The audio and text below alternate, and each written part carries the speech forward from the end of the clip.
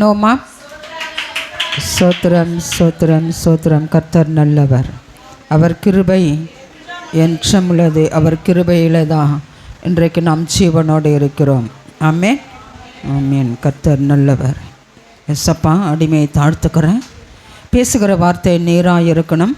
நம்முடைய வார்த்தைக்கு நாங்கள் கீழ்ப்படைந்து அதன்படி நடக்க எங்களுக்கு ஞானத்தையும் பலத்தையும் கர்த்தர் நீர் கொடுப்பீராக.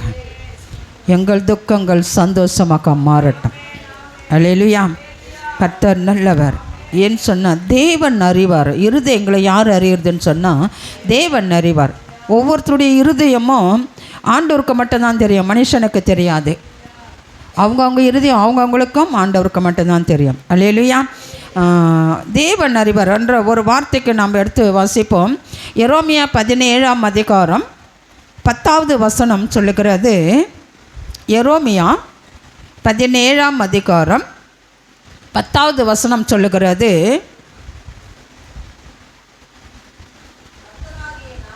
கர்த்தராகிய நானே ஒவ்வொருவனுக்கும் அவனவன் வழிகளுக்கும் செய்கைகளின் பலன்களுக்கும் தக்கதை கொடுக்கும்படிக்கு இருதயத்தை ஆராய்கிறவரும் உள்ளந்திரியங்களை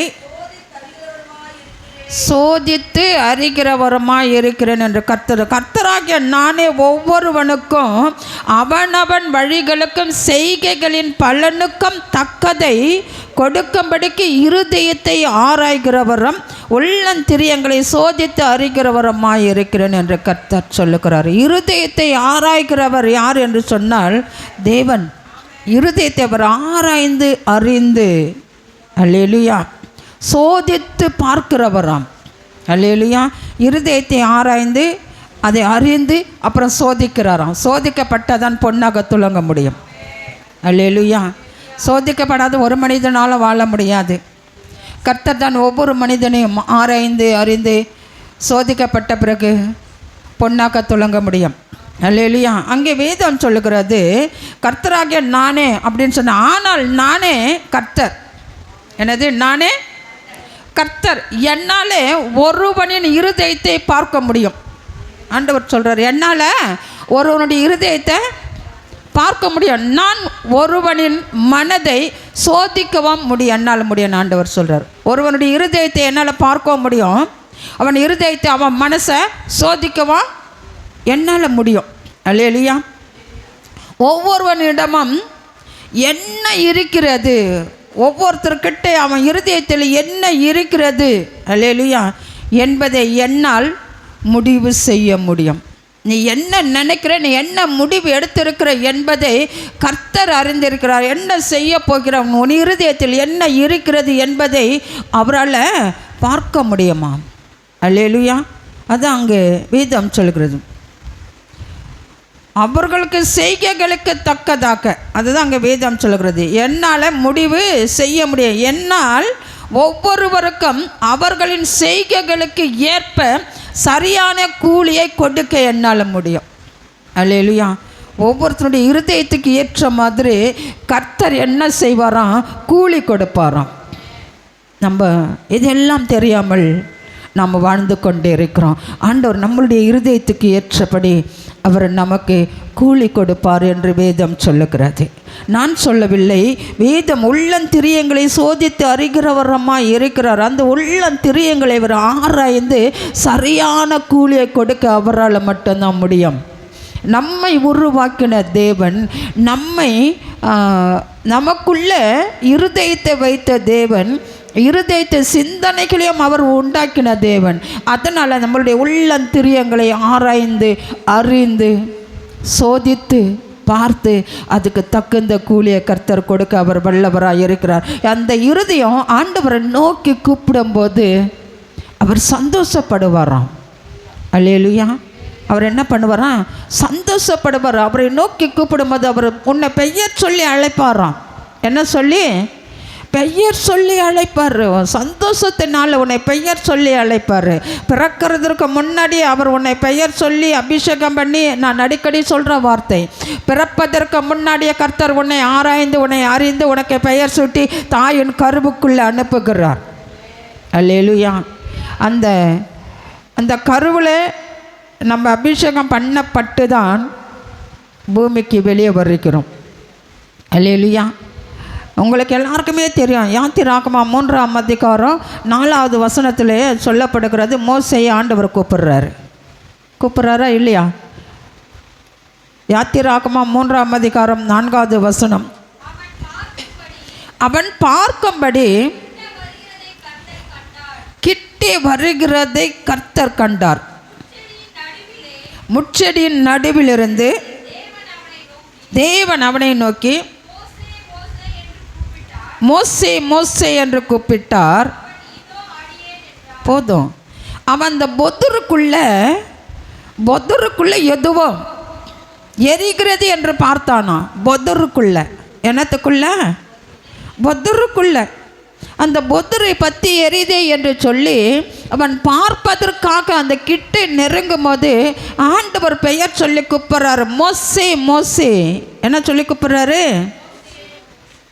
மோசே மோசே என்று சொல்லி பெயர் சொல்லி கூப்பிட்றாரு. ஏன்னு சொன்னால், நீ நிற்கிற இடம் எப்படிப்பட்டது என்று சொன்னால், அது பரிசுத்தமான இடம், பூமி. இது பரிசுத்தமான பூமி. அந்த புதருக்குள்ளே தேவனுடைய அக்கினி பற்றி எரிஞ்சதுனால அந்த இடம் பரிசுத்தமாக்கப்பட்டது. அல்லேலூயா. ஆண்டவருடைய பார்வைக்கு பூமி கூட அசுத்தமாக இருக்கிறது. ஆனால் அவர் நிற்கிற இடம் முழுவதும் பரிசுத்தமாக்கப்படுகிறது.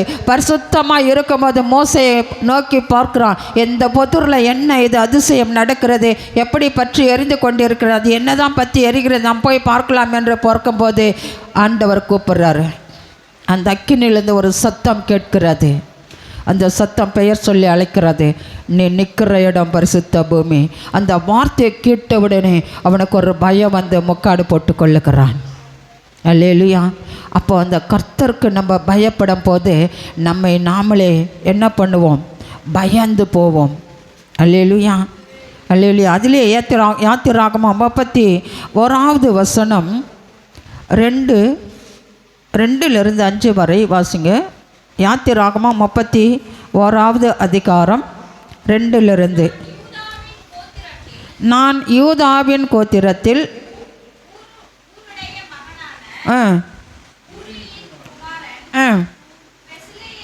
பெஸ்லெயேலை, யாரை பெயர் சொல்லி? பெஸ்லெயேலை. அதாவது நான் யூதாவின் கோத்திரத்தில் ஊருடைய மகனான ஊரியின் குமாரன் பெஸ்லெயேலை பெயர் சொல்லி அழைத்து வினோதமான வேலைகளை அவன் யோசித்து செய்கிறதற்கும், பொன்னிலும் வெள்ளியிலும் வெண்கலத்திலும் வேலை செய்கிறதற்கும், ரத்தினங்களை முத்திரை வெட்டாக வெட்டி பதிக்கிறதற்கும், மரத்தில் சித்திர வேலை செய்கிறதற்கும் மற்றும் சகலவித வேலைகளையும் யூகித்து செய்கிறதற்கும் வேண்டிய ஞானமும் புத்தியும் அறிவும் அவனுக்கு உண்டாக அவனை தேவ ஆவியினால் நிரப்பினேன். அல்லேலூயா. அல்லேலூயா. கர்த்தர் இருதயங்களை ஆராய்ந்து அறிகிறவர். அந்த பெஸ்லெயேலை கர்த்தர் நேசித்தாராம். அல்லேலூயா.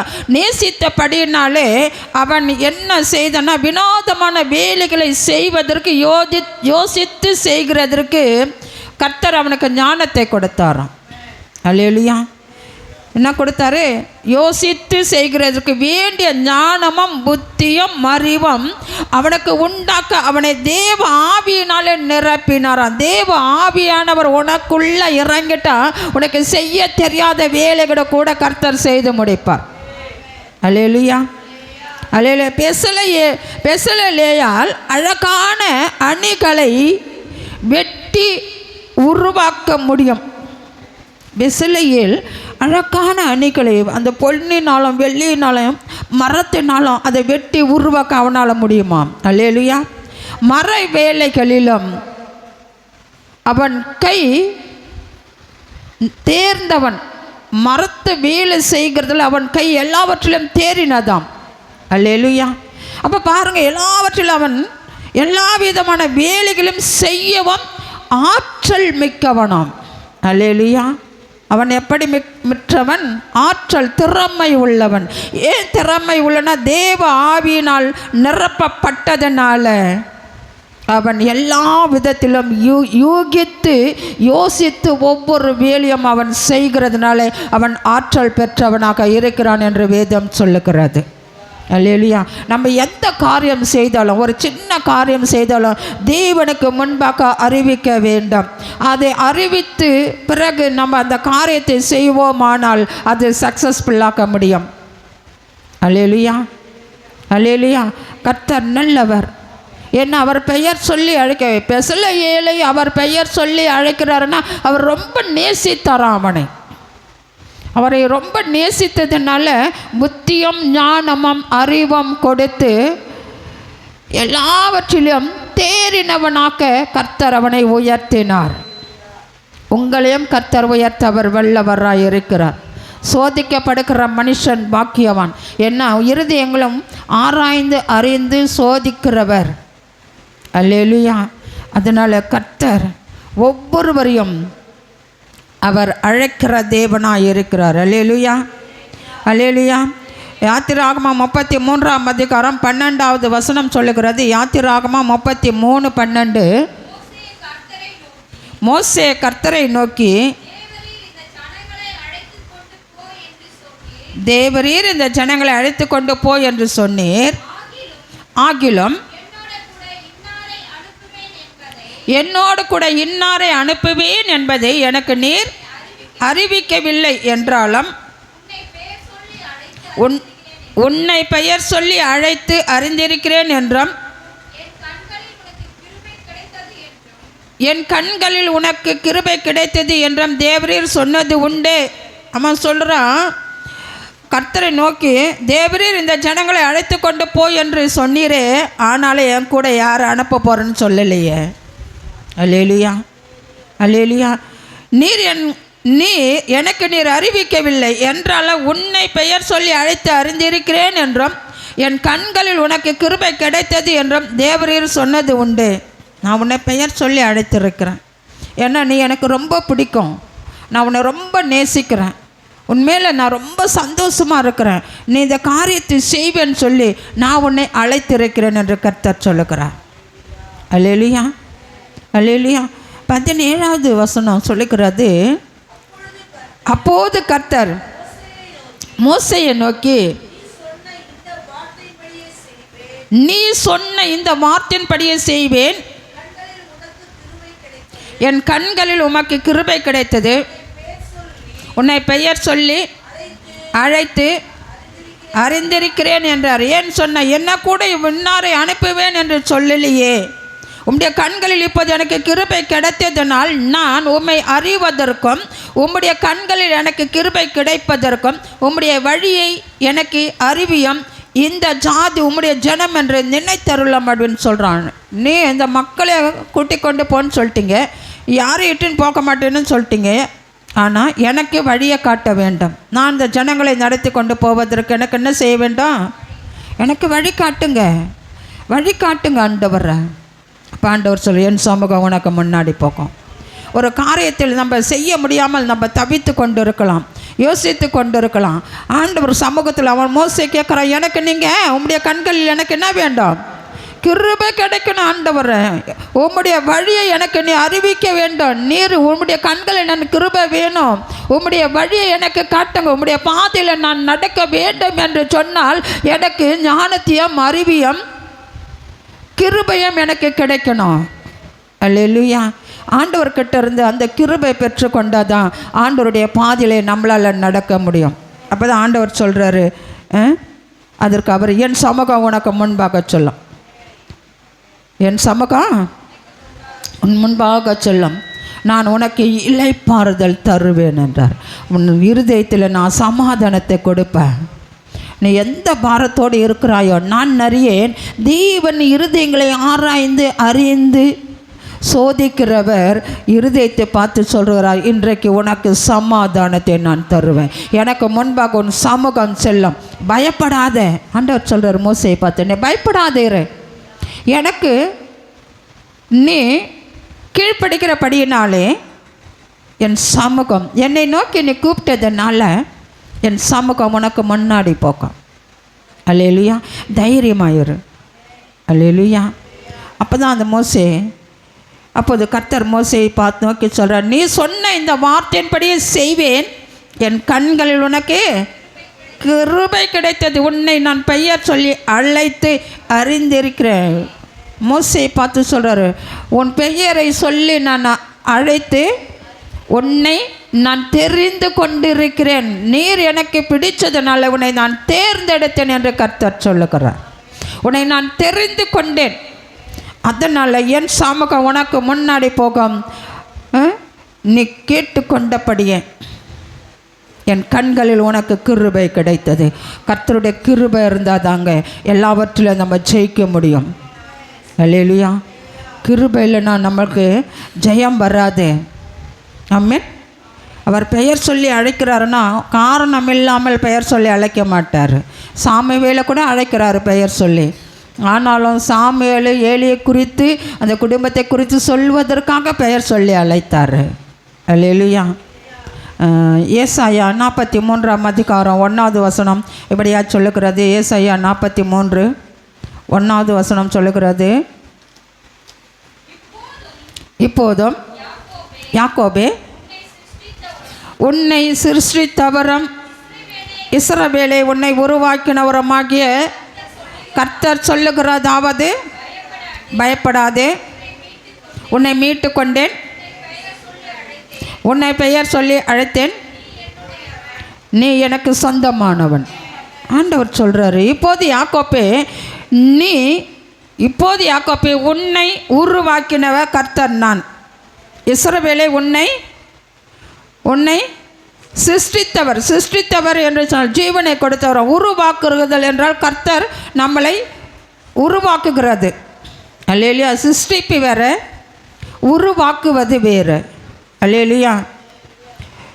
ஆண்டவர் உருவாக்கினவரமாகிய கர்த்தர் சொல்லுகிறதாவது, பயப்படாதே, உன்னை நான் காப்பாற்றினேன், உன்னை நான் மீட்டு கொண்டேன், பிற ஜாதி மக்களிடத்தில் இருந்து உன்னை நான் மீட்டு கொண்டேன், உன்னை நான் பெயர் சொல்லி அழைத்தேன், நீ என்னுடையவன். அல்லேலூயா. நான் உன்னோட கூடவே இருக்கிறேன், நான் உன் சந்ததியை கிழக்கிழந்து வர பண்ணி உன்னை மேற்கிழமிருந்து கூட்டி சேர்ப்பேன். அல்லேலூயா. அதே 44:1-3 சொல்லுது. 44ஆம் அதிகாரம் ஏசாயா, இப்போதும் என் தாசனாகிய யாக்கோபே, நான் தெரிந்து கொண்ட இஸ்ரவேலே கேள், உன்னை உண்டாக்கினவரும் தாயின் கர்ப்பத்தில் உன்னை உருவாக்கினவரும் உனக்கு துணை செய்கிறவருமாகிய கர்த்தர் சொல்லுகிறதாவது, என் தாசனாகிய யாக்கோபே, நான் தெரிந்து கொண்ட யெஷூரனே, பயப்படாத. ஆண்டவர் சொல்கிறாரு, இப்போது என் தாசனாகிய யாக்கோபே, நான் தெரிந்து கொண்ட இஸ்ரவேலே, என் வார்த்தையை கேளு. அங்கே யாக்கோப்பை பார்த்து சொல்கிறாரு, என் வார்த்தைக்கு கேள், என் வார்த்தையை நிக்கல், உன்னை உண்டாக்கினவரும் தாயின் கர்ப்பத்தில் உன்னை உருவாக்கினவரும் உனக்கு உதவி செய்தவருமாகிய கர்த்தர் சொல்லுகிறார். தாயின் கருவிலே கர்த்தர் உதவி செய்கிறாராங்க. அல்லேலூயா. இது யாருக்காவது தெரியுமா? அங்கே வீதம் அதான் சொல்லுகிறது, தாயின் கருவில் இருக்கும்போது நான் உனக்கு உதவி செய்தேன். ஏசா காலை பிடிச்சுக்கிட்டு வெளியே வந்தான், அப்போ தான் ஆண்டவர் உதவி செய்கிறாரு. ஏசா தான் முன்னாடி வரணும், யாக்கோபு தான் பின்னாடி வரணும். காலை பிடிச்சி கையை பிடிச்சி என்ன பண்ணிட்டாரு, கருவிலேயே உள்ளே இழுத்துக்கிட்டாரு. குதி காலை பிடிச்சிட்டான், விட்டுருப்பா கையை. அல்லேலூயா. அல்லேலூயா. குதி காலை பிடிச்சான். தெரியல எல்லாருக்கும். கர்ப்ப பையில் இருக்கும் போதே யாக்கோப்பு என்ன பண்ணிட்டான், ஏசா காலை பிடிச்சி இழுக்கிறான் வெளியே வர்றதுக்கு. ஒன்று முன்னாடி நான் தாண்டா போகணுன்னு. அவன் அந்த குதிக்காலில் பிடிச்சதுனால்தான் ஏசா பின்னாடி போயிட்டான், யாக்கோப்பு முன்னாடி வந்துட்டான். அல்லேலூயா. அதனால தான் ஆண்டவர் சொல்கிறாரு, என்ன சொல்கிறாரு, என்னது, உன்னை தாயின் கர்ப்பத்தில் உன்னை உருவாக்கினவரும் தாயின் கர்ப்பத்தில் நீ இருக்கும்போதே நான் உனக்கு உதவி செய்தேன்னு சொல்லி கர்த்தர் சொல்லுகிறார். அப்போ தாயின் கர்ப்பத்தில் நம்ம இருக்கும்போதே கர்த்தர் நமக்கு உதவி செய்கிற கர்த்தர் நம்மளோட கூட இருக்கிறார். அல்லேலூயா. அவர் உதவி இல்லைன்னா நம்ம ஜீவனோட வெளியே வந்திருக்க முடியாது. அவர் செய்கிற உதவி. அப்போ பாருங்கள் நம்ம தேவன் எப்பேற்பட்ட தேவன். அல்லேலூயா. உதவி செய்கிறவரமாக கர்த்தர் சொல்லுகிறதாவது, எனக்கு பிரியமான யாக்கோப்பே, நான் தெரிந்து கொண்ட யெஷூரனே, பயப்படாத, நான் உன்னை பெயர் சொல்லி அழைத்துட்டேன், நீ தைரியமாயிரு, உனக்கு செய்ய வேண்டியதை நான் உனக்கு செய்வேன், உன் தேவை என்னதென்று எனக்கு தெரியும், எப்போ உனக்கு கொடுக்கணுன்றது எனக்கு தெரியும், நீ தைரியமாக இரு, நான் உன்னை தெரிந்து கொண்டேன், உன்னை வெறுமையாக நான் விட மாட்டேன், நீ பயப்படாத. அல்லேலூயா. 3வது வசனம் சொல்லுகிறது, தாகமுள்ளவன் மேல் தண்ணீரையும் வறண்ட நிலத்தின் மேல் ஆறுகளையும் ஊற்றுவேன், உன் சந்ததியின் மேல் என் ஆவியையும் உன் சந்தானத்தின் மேல் என் ஆசீர்வாதத்தையும் ஊற்றுவேன் என்று கர்த்தர். தாகம் உள்ளவன் மேல் தண்ணீரையும் வறண்ட நிலத்தின் மேல் ஆறுகளையும் ஊற்றுவேன்னா, தாகம் உள்ளவன் மேல் தண்ணீரை, வறண்ட நிலத்தில் உன் குடும்பம் எப்படி இருக்குமா, வறண்ட நிலத்தின் மேல் ஆறுகளையும், எனது வறண்ட நிலத்தின் மேல் ஆறுகளையும் ஊற்றுவேன், உன் சந்ததியின் மேல் ஆராய் பாய்ந்து போகும். அல்லேலூயா. ஆசீர்வாதம் எப்படி இருக்குமா, உன் சந்ததியின் மேல் என் ஆவியையும் உன் சந்தானத்தின் மேல் என் ஆசீர்வாதத்தையும் ஊற்றுவேன் என்று சொல்கிறார். உன் பிள்ளைகள் மீது என்னுடைய ஜீவ தண்ணீர் அப்படியே ஆறுகளாக பாய்ந்து போகும் என்று கர்த்தர் சொல்லுகிறார். அல்லேலூயா. தாகம், ஆண்டவர் மேலே தாகம் இருக்க வேண்டுமா, தாகம் உள்ளவன் மேலே ஆண்டவர் வறண்ட வாழ்க்கையாக இருந்தாலும் ஆறுகளை ஊற்ற செய்வார், ஒரு நதியை உன் வாழ்க்கையில் உருவாக்க செய்வார், அந்த நதியிலிருந்து ஒரு ஜீவ ஊற்று பாய்ந்து போகும்படி உன் சந்ததிக்கு என் ஆசீர்வாதம் நதியை போல பாய்ந்து போகும் என்று கர்த்தர் சொல்லுகிறார். அல்லேலூயா. அல்லேலூயா. அது ஆண்டவர் சொல்கிறார், பயப்படாத. ஆமென். பயப்படாதே. பிரசங்கி 6ஆம் அதிகாரம் 10வது வசனம் சொல்லுகிறது. பிரசங்கி 6:10 சொல்லுகிறது. பிரசங்கி 6ஆம் அதிகாரம் 10வது வசனம் சொல்லுகிறது, இருக்கிறவன் எவனும் தோன்றும் முன்னமே பெயரிடப்பட்டிருக்கிறான், அவன் மனுஷன் என்று தெரிந்திருக்கிறது, தன்னிலம் பலத்தவரோடே போராட அவனால் கூடாது. இருக்கிறவன் எவனும் தோன்றும் முன்னே பெயரிடப்பட்டிருக்கிறான். தாயின் கருவில் உருவாவதற்கு முன்னமே பெயர் சொல்லித்தான் ஆண்டவர் பூமிக்கு அனுப்புகிறார். நீ பூமியில் என்ன பெயர் இடுகிறாயோ அது பரலோகத்திலே அவர்களுக்கு தாயின் கருவில் இருக்கும்போதே பெயர் சொல்லி அபிஷேகம் பண்ணி அனுப்புகிறார். அல்லேலூயா. அவன் மனுஷன் என்று தெரிந்திருக்கிறது. நம்மெல்லாம் யாரா? நம்மள அதுக்கு முன்னாடி எப்படி இருக்குமா, மனுஷன் எப்படி இருக்கிறான், மண் என்று மறந்து போகிறோம், யுத்தத்துக்கு எதிர்த்து நிற்கிறோம், மண்ணு தானே என்று மறந்து போய் மனுஷன் என்று நின்று என்ன பண்ணுறான், தன்னிலம் பலத்தவரோடு போராட அவனால் கூடாது, கர்த்தரோடு போராட மனுஷனால் முடியவே முடியாது, என் தேவனோடு போராட யாராலுமே முடியாது. அல்லேலூயா. அவர் சொல்லாகாம அவர் கட்டளையிட நிற்கும். அல்லேலூயா. அது ஆண்டவர் சொல்கிறாரு, தாயின் உன் இருக்கிறவன் எவனும் தோன்றும் முன்னே பெயரிடப்பட்டிருக்கிறான். இருக்கிறவன் எவனும் பூமியிலே வருவதற்கு முன்னமே அவன் பெயரிடப்பட்டிருக்கிறான். அல்லேலூயா. அல்லேலூயா. அவன் பெயரிடப்பட்டதுனால அவன் பலவானோடு கூட போராட அவனால் கூடாது. தேவனுக்கு முன்பாக போரிட ஒரு மனுஷனால் ஆகாது. அல்லேலூயா. அல்லேலூயா. யோபு 37:7 சொல்லுகிறது. யோபு 37ஆம் அதிகாரம் 7வது வசனம் சொல்லுகிறது,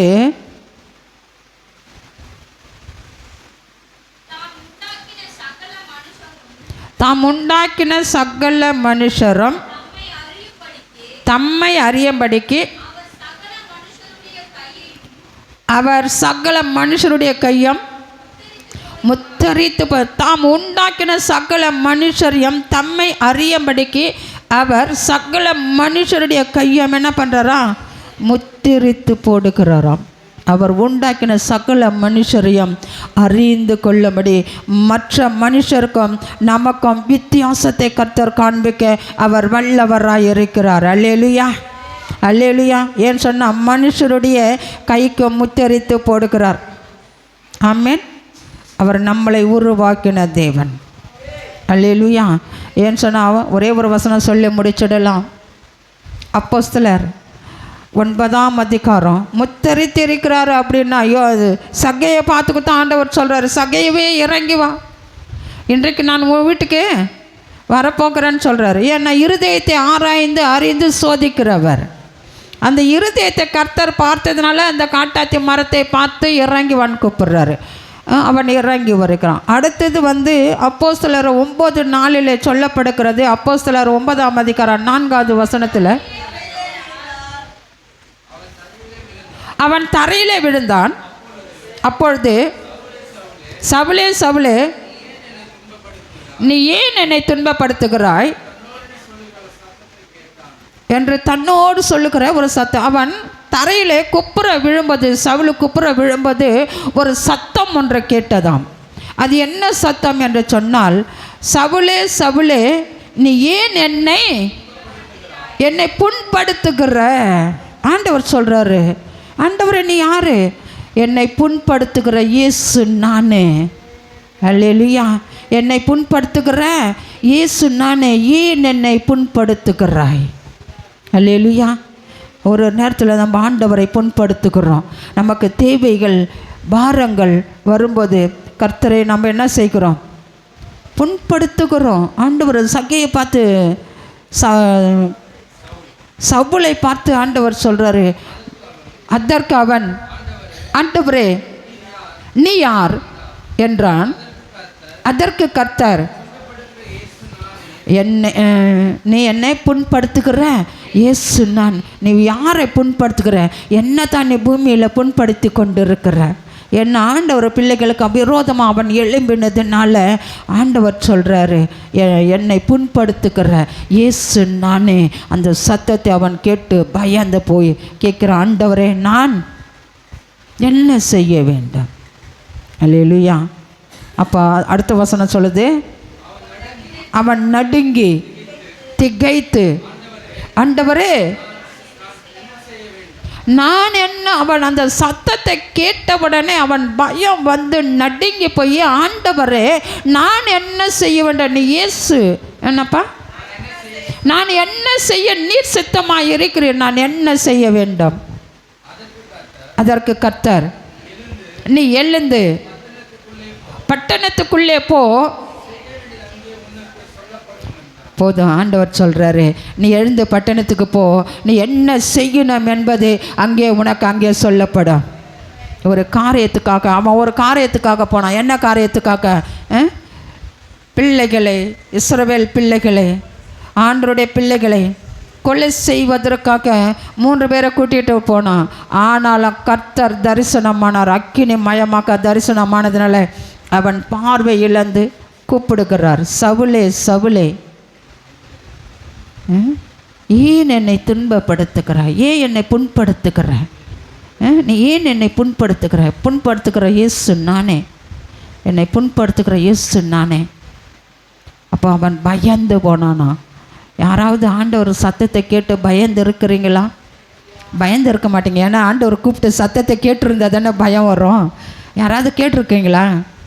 கேட்கணும். ஆண்டவரை என்னை கூப்பிடுங்க, என்கிட்ட பேசுங்க, நான் கது தட்டுற சத்தம் கேட்கும். ஆண்டவர் உன்னை பெயர் சொல்லி கூப்பிடுவார். அனைத்து ஓடி போய் திறந்து பார்ப்பேன், இல்லைன்னா கது ஆண்டை நின்றுக்குன்னு யாருன்னு குரல் கொடுப்பேன். அப்போ யாரும் இல்லைன்னா ஒரு பயம் நமக்குள்ளே வரும். அனுபவிச்சிருக்கீங்களா? அனுபவிக்கணும். கேளுங்க, ஆண்டவர் சமூகத்தில் கேளுங்க, ஆண்டவர் கண்டிப்பாக உங்களை கூப்பிடுவார். நீங்கள் ஆண்டவரை நோக்கி கூப்பிடுங்க, நிச்சயமாக கூப்பிடுவார்.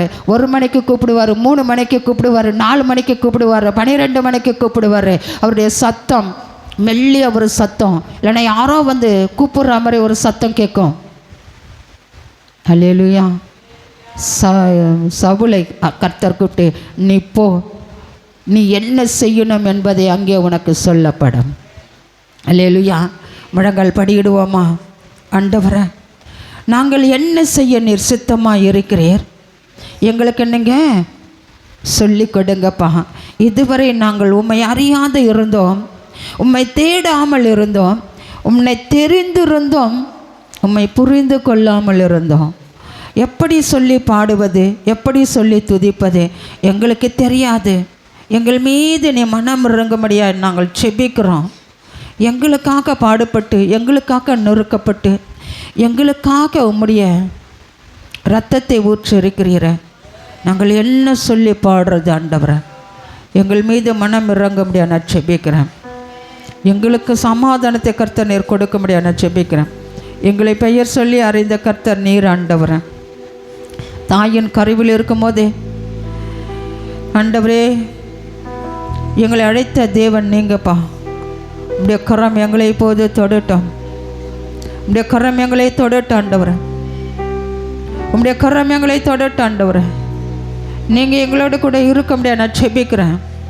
ஒப்பு கொடுக்குறப்பா, ஒப்பு கொடுக்குறேன், ஒப்பு கொடுக்குறேன், ஒப்பு கொடுக்குறேன் ஆண்டவரை, ஒப்பு கொடுக்குறேன். இயேசுவே உமக்கு ஸ்தோத்திரம், இயேசுவே உமக்கு ஸ்தோத்திரம். உம்முடைய கரம் எங்களோட கூட இருக்கட்டப்பா.